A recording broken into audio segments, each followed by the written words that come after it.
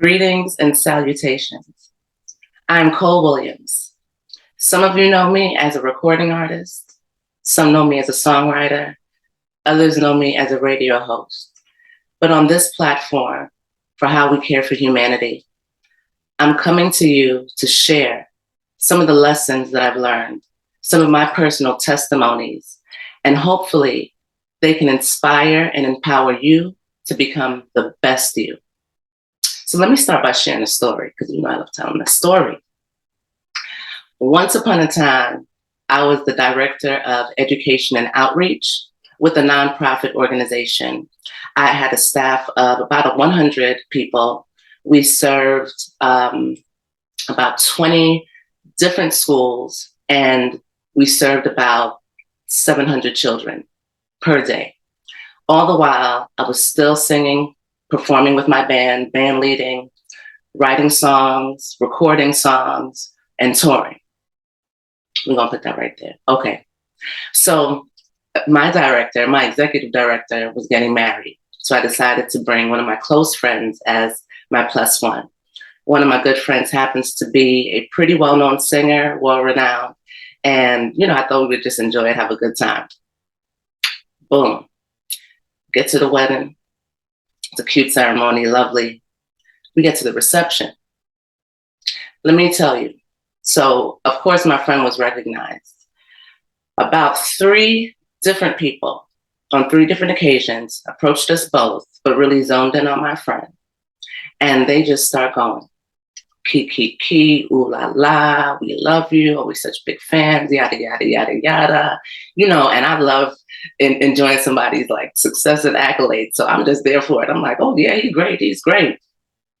So they all at a certain point get to a place where they ask him, so what are you doing here? Like, do you know the bride or the groom? Each time he says, I don't. I'm with Cole. Do you know Cole Williams? She's an incredible singer. She's this, she's that. She got a radio show.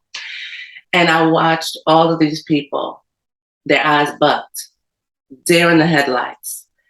Their smiles got wider like jack-o'-lanterns as they turned to me and zoned in and said, so, how do you know the bride and the groom? And then I explained, I said, well, I know the groom. I'm his director of education and outreach. And that's why I'm here at his wedding and his reception. What a beautiful event, huh? And it tickled me. Me and my friend had a good laugh after, but that story and that experience has always stayed with me, because I realized that this lesson that I was taught, and I'm sure a lot of us were taught as children, never judge a book by its cover, somehow doesn't translate into us being adults. And so we have this definition in our minds of what success looks like. We have a definition and a picture of what prosperous looks like, of what an executive director looks like, of what a leader looks like. And these are all images that have been planted by the powers that be, by media, right? And I'm here to say that just because you have been appointed to a position does not mean that you're anointed. And just because you're anointed does not mean that you have stepped into your appointment. That's up to you. So I'm here to say, I've known from a very young age that I'm anointed. And I've appointed myself. I've become an entrepreneur. I envision what it is that I want out of life, and I make it happen.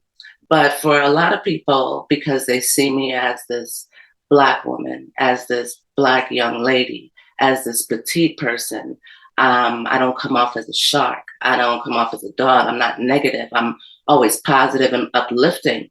That doesn't fit into a lot of people's textbook definitions of what appointment is, of what a leader is, of what an entrepreneur is.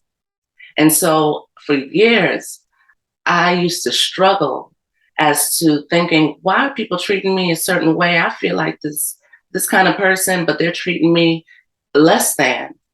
And it took me a while to realize that I didn't fit into their definition of what an appointed person is. So I've been breaking down walls and breaking down barriers for a very long time. So for you, you may be anointed, and nobody else might know that you're anointed except for you right now. but you got to keep going.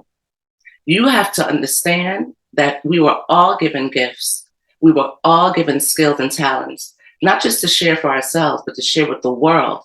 So if the world doesn't recognize your appointment quite yet, step into your appointment with your anointment, with your head held high, with pride, no ego, and with confidence that you have been chosen to share your special gifts with the world. I choose to serve through my gift of storytelling.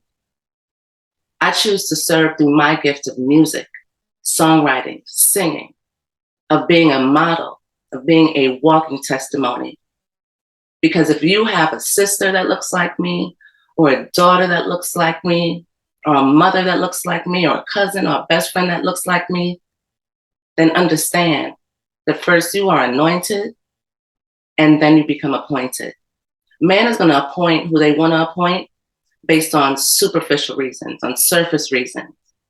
But the universe, God, divine mother, whatever you want to call this all-knowing being, they appoint by your gifts, by your heart, by your soul, by your discipline. So don't let anyone tell you that your position is not for you if you know that you have been anointed. Because I'm going to say it again. Just because you have been appointed does not mean that you're anointed. Thank you for listening. Please hit the like button, drop a comment, subscribe, and if you feel inspired, share this with somebody else. I love you. Peace.